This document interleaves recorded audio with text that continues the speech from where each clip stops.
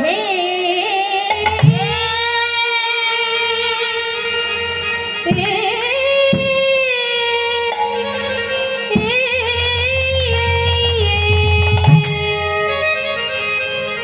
ও বলি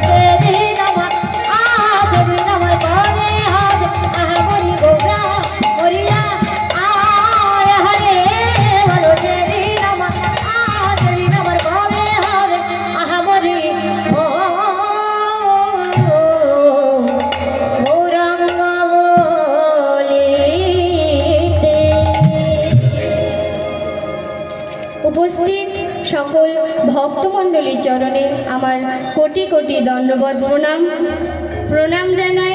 উপস্থিত বৈষ্ণব মণ্ডলী, ব্রাহ্মণ মণ্ডলী, মাতৃমণ্ডলী, পিতৃমণ্ডলীর চরণে আজ আমি এখানে যার জন্য আসতে পেরেছি, আমার গুরুমা, আমার বড় মামনি শ্রীমতী চৈতালি চট্টরাজের চরণে আমার কোটি কোটি দণ্ডবত প্রণাম। আমরা যেখানে দাঁড়িয়ে গান গাইছি তার পাশেই রয়েছে বাবা ভোলেনাথ, মা শীতলা দেবী, মা দুর্গা দেবী, প্রভু রাজরাজেশ্বর, সকলের চরণে কোটি কোটি দণ্ডবত প্রণাম জানিয়ে আজকে আমরা এই হরিকথা শুনব। বৈষ্ণব পদকর্তা কি বলছে? শ্রী গৌরাঙ্গের দুটি পদ, যার ধন সম্পদ, সে জানে ভকতি রসসার। তারপর কি বলছে? গৌরাঙ্গের মধুর লীলা, যার কর্ণে প্রবেশিলা। গৌরাঙ্গের মধুর লীলা,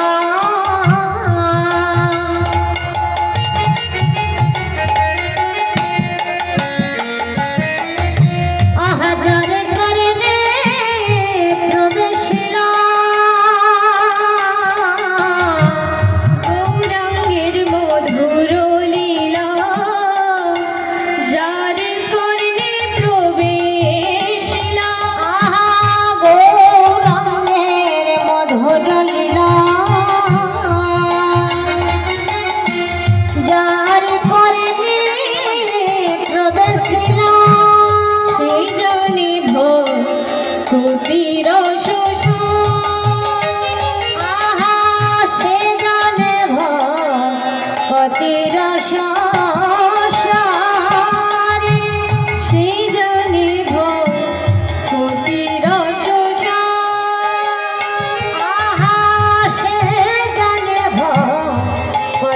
রসা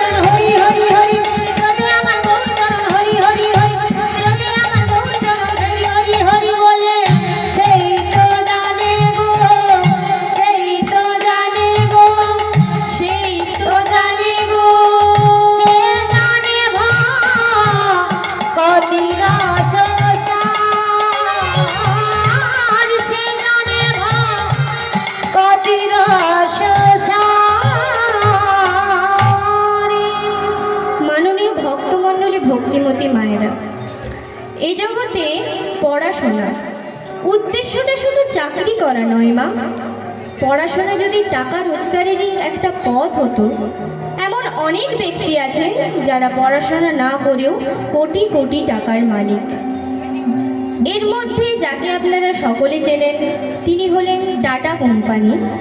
যে মূল ভিতটা তৈরি করেছিলেন, তিনি আগে ট্রাকে করে মাল বইতেন, আজ সারা বিশ্বের দরবারে যার ব্যবসা।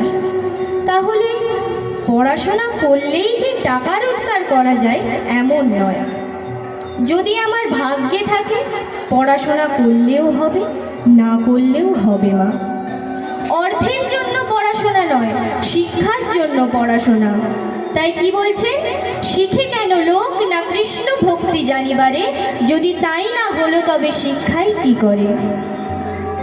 বিদ্যা দদাতি বিনয়ং, বিদ্যা মানুষকে বিনয় দান করে। যদি পড়াশোনা করে নিজের মধ্যে অহংকার আসে, তাহলে মনে করবেন মা সরস্বতীর কৃপা হয়নি। মা সরস্বতী যাকে কৃপা করেছেন, তিনি আমাদের এই মেদিনীপুরে জন্মগ্রহণ করে যাকে সারা বিশ্ব চেনে, যিনি বাঙালি জাতিকে চিনিয়েছেন, স্বয়ং ঈশ্বরচন্দ্র বিদ্যার সাগর। সেই বিদ্যার সাগর, তিনি বিদ্যার সাগর হয়ে ইংরেজ সাহেবের ব্যাগটা বয়ে দিচ্ছেন মা। তাহলে তার মধ্যে তো অনেক অহংকার থাকতে পারত, আর আমরা সামান্য এমএ পাশ করলেই নিজেদের